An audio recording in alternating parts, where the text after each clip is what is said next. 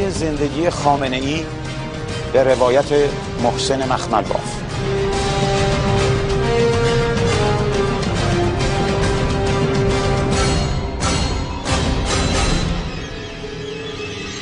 هنرمندان هوادار خود معمولا سکه طلا تحفه می‌دهند. گاهی نیز چکی به امضای دفتر رهبری می‌فرستند. هر از چند گاهی گروهی از ادبای مداح نظام به بیت دعوت می‌شوند و پس از خواندن شعر صله می‌گیرند. سلام ای خاندانت لایق لولاک، سلام ای پاک پور پاک، سلام ای قبله غمناک. گردش بیشه‌ای از تاک شگفتا، کور و کافر دشمنانت جمله بسم الله میگویند. محمد را که جد توست با حرمت رسول الله میگویند. هم از کوثر هم از حیدر هم از قرآن و پیغمبر خبر دارند، نه تنها کوران. سنتی که در دربار قاجار به ویژه در زمان ناصرالدین شاه مد بوده است. کلکسیون عبا. شمار عباهای کلکسیون خامنه‌ای حدود 120 عدد است و قیمت مجموعه آنها حدود 400,000 دلار است که گرانترین آنها 30,000 دلار می‌ارزد. اما از همه آنها بیشتر به عبای سفید رنگی که گاهی می‌پوشد علاقه دارد. عباها از پشم شترند. علایق دیگر. شایعاتی دال بر این که او در جوانی تار یا ستار می‌زده دروغ است. اما در جوانی به موسیقی علاقه داشته و موسیقی کلاسیک ایرانی را میشنیده است. صدای شجریان را دوست داشته است، اما به دلیل مواضع سیاسی شجریان از او دل کنده و از او بدش میآید. بعد از رهبری و ویژه اخیراً مواضع ضد موسیقی او قوی‌تر شده و در تلویزیون بارها علیه موسیقی حرف زده است. در سال 1388 به رادیو تلویزیون دستور داده است از حجم موسیقی کم شود تا طرفداران مذهبی ترش را راضی تر نگه دارد. مراقبت‌های پزشکی خامنه‌ای. دکتر مرندی وزیر بهداشت سابق هماهنگ کننده پزشکی آقای خامنه‌ای است.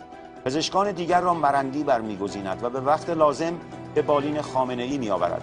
در زیر زمین بیت رهبری یک بیمارستان خصوصی با 4 دکتر کشیک در طول 24 ساعت مراقبند. در سفرهای زمینی یک بیمارستان سیار همراه خامنه‌ای است. همچنین یک اتوبوس بیمارستان که دارای اتاق عمل است برای سفرهای زمینی همواره همراه است. برای سفرهای پروازی یک هواپیما بیمارستان با 2 اتاق عمل وجود دارد. در طول 30 سال گذشته خامنه‌ای 3 بار عمل جراحی داشته است: عمل دست پس از انفجار اوایل انقلاب، عمل جراحی اثناعشر و عمل پروستات. هرگاه خامنه‌ای مریض می شود، تضادها در بیت رهبری تشدید می شود. کسانی که جنایت کردند و می ترسند که وقتی خامنه‌ای بمیرد مردم از آنها انتقام بگیرند، نگران عاقبت کار می شوند. اما تا حال خامنه‌ای رو به بهبود می گذارد، دوباره همه چیز فراموش می شود. خانمی که خواهر قائم مقام وزارت دفاع است، یعنی خواهر احمد وحید دستجردی که تخصص پزشکی زنان را دارد، پزشک مخصوص امور زنان، همسر و دختران و عروسان خامنه‌ای است. افسردگی. خامنه‌ای سالهاست افسردگی دارد. بعضی از پزشکان علت آن را گوش کردن به شنودهای شبانه قبل از خواب می‌دانند. از آنجا که تا کسی علیه خامنه‌ای حرفی نزده باشد حرفش ارزش شنودی ندارد، پس خامنه‌ای از طریق شنود مدام دارد علیه خودش حرف میشنود. خامنه‌ای برای حفظ سیستمش به طور مستمر هر شب قبل از خواب به مدت 20 دقیقه مکالمات ضبط شده علیه خودش را از زبان مردم، مخالفین و حتی مسئولین میشنود که منجر به ادامه افسردگی او میشود. او هر شب قبل از خواب به این نتیجه میرسد که کسی او را دوست ندارد و فردا صبح دوباره مردمی را میبیند که از ترس خود را مرید او نشان میدهند تا به ثروت و قدرت برسند و یا از خشم او در امان باشند. خجسته خانم که گاهی شنودها را شنیده تحمل چاپلوسی‌های روزانه خیلی ها را ندارد، بیش از هر کسی به زبان میآورد که مردم ایران دروغگو و چاپلوس و خائنند. خامنه‌ای گاهی ماساژ میگیرد. ماساژور یک ایرانی است که در دکتر فیزیوتراپ است. ابتدا این ماساژ بابت دستی که در انفجار از کار افتاده بود شروع شد، اما بعدها به توصیه پزشکان معالج بخشی از برنامه هفتگی شد. سیستم شنود. پس از رهبری خامنه‌ای ابتدا به مدت 2 سال احمد قدیریان مسئول شنود خامنه‌ای بود، اما اکنون حدود 15 سال است که طائب مسئول آن است. این شنود شامل 3 بخش می شود: شنود مسئولین بزرگ و شنود مسئولین امنیتی و شنود مردم. در مورد امنیتی ها حتی اتاق خواب آنان نیز شنود می شود تا مراقب خیانت آنان به خامنه‌ای باشند. در مورد شنود مردم برای آنکه فضای جامعه فهمیده شود و خامنه‌ای بتواند با آن مقابله کند این شنود انجام می شود. این شنود سوم نوعی نظرسنجی میدانی است. شنود دو مرکز اصلی دارد، یکی در بالای توچال و یکی در مرکز تلفن. اما یک تیم که در پشت خانه خامنه‌ای مستقر هستند در خیابان پاستور شنودهای مربوط به خامنه‌ای را طبقه بندی می‌کنند و روزانه 2 صفحه نوشته و 20 دقیقه نوار در اختیار خامنه‌ای می‌گذارند که 5 دقیقه از آن مربوط به شنودهای اخلاقی جامعه است. علاوه بر آن تمام ملاقات‌های خامنه‌ای به صورت علنی ضبط می‌شود و خودش هم به حاضرین اعلام می‌کند که آنها را ضبط می‌کند. مثلا همه ملاقات‌هایش با هاشمی و خاتمی و احمدی نژاد و مسئولین دیگر را ضبط می‌کند. نفرات اصلی اداره شنود طائب و مهندس حمید برادر وحید حقانیان هستند. بدین ترتیب پرونده پنهان همه مسئولین زیر بغل خامنه‌ای است و قوت و ضعف همه را می‌داند، اما کمتر کسی در مورد خامنه‌ای می‌داند، مگر ری شهری که در زمان خمینی مأمور تحقیق در مورد همه مسئولین بود از جمله خامنه‌ای و در سالهای اخیر هم حجازی و محمد گلپایگانی که دانای کل شده‌اند و در همه امور رازها را می‌دانند.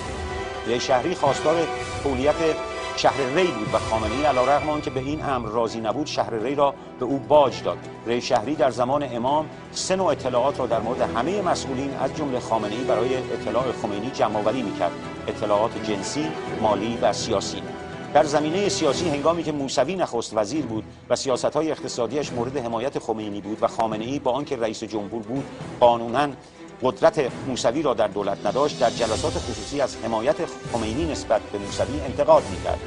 در زمینه مالی دخالت خامنه‌ای در مورد پورسانت‌های فروش نفت زیر سوال بود. در زمینه جنسی ماجرای 2 زن صیغه‌ای او در مشهد کشف شده بود که البته هیچ کدام اعتماد خمینی را از خامنه‌ای برنگرداند. البته پس از انقلاب هیچ موردی از زنبارگی از او دیده نشده و یا به او نسبت داده نشده.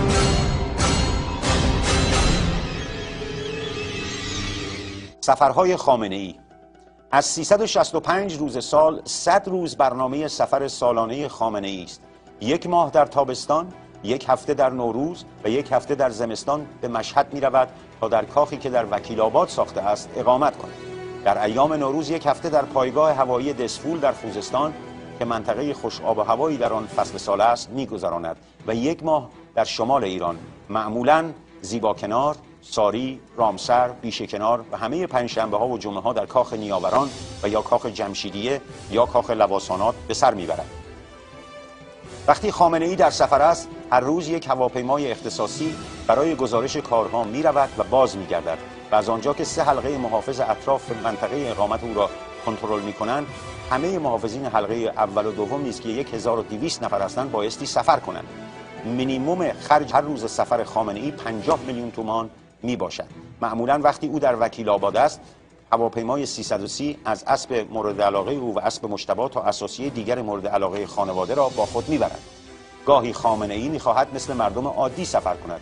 برای این منظور 1 اتوبوس ضد گلوله که 500 میلیون تومان خرج برداشته ساخته شده است که دارای 2 اتاق خواب و دستشویی و حمام است و همچنین 1 آشپزخانه کوچک که سید آشپز مورد اطمینان آقا در آن آشپزی میکند. اسکورت مخفی آقا به صورت پنهان اتوبوس را از پیش و پس همراهی میکند.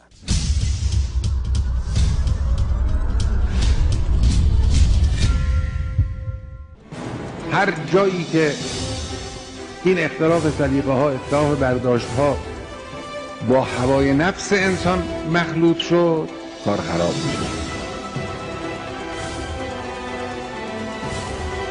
هوای نفس رو باید خیلی ملاحظه کرد. به خودمون در فریب خوردن از هوای نفس سوء ظن داشته باشیم. نگاه کنیم ببینیم کجا نفس است و هواهای نفسانی ماست، کجا نه واقعا